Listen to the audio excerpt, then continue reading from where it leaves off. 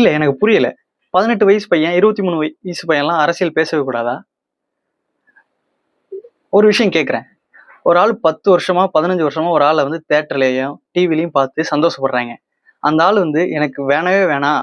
அந்த இந்த நான் டிவில நடிக்கவும் மாட்டேன், மூவில நடிக்கவும் மாட்டேன். நான் மக்களுக்கு சேவை செய்ய போறேன் அப்படின்னு சொல்றாங்க. அரசியலே தெரியாத பையன். அவரு மட்டும் தான் பார்த்துட்டு இருக்கான். திடீர்னு அவரு அரசியலுக்கு போறப்ப அவன் யோசிப்பானா, யோசிக்க மாட்டானா? ஏன் அவரு அங்க போறாரு? இதுலருந்து அதுக்கு போறாரு. யோசிப்பானா, யோசிக்க மாட்டானா? இப்ப ஃபோன்லாம் இருக்கு.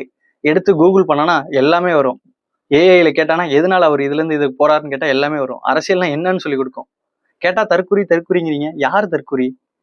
இப்ப எல்லாம் கரெக்ட்டா தெளிவா இருக்கறனால அவங்களெல்லாம் தற்குறி தற்குறின்னு ஏமாத்துறீங்க. நீங்க நல்லா தெளிவா இருக்கீங்களா? தெளிவா இருந்தா நம்ம தலைவர் எப்பயோ மாறி நம்ம நம்ம ஸ்டேட் வந்து எப்பவே முன்னேறி இருக்கும். எல்லா வாட்டியும் அந்த பழைய ஆள நம்பி காசு வாங்கிக்கிட்டு, இதிலேயே உங்க பொழப்ப ஓட்டிக்கிட்டு, மத்தவங்க இப்ப புதுசா யங்ஸ்டர்ஸ் வந்து ஒருத்தவங்கள சப்போர்ட் பண்ணவே கூடாது. பண்ணா அது தப்பு. என்ன எனக்கு ஒண்ணும் புரியவே 75 வருஷமா ஒரு கட்சி ஆண்டுருக்காங்க. அரசியல்ல இருக்காங்க. என்ன பண்ணிருக்காங்க? என்ன முன்னேத்திருக்காங்க?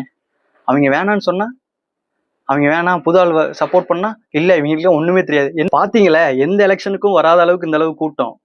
பாத்தீங்களா? ஒரு ஃபிளைட் ஃபுல்லா எதுக்கு போறீங்க? ஓட்டு போட. யாருக்குன்னு கேட்டா உங்களுக்கு அசிங்கமா போயிரும். அதனாலதான் அவங்க கேட்கல. அந்த வீடியோ நிறைய பேர் பார்த்திருப்பீங்க.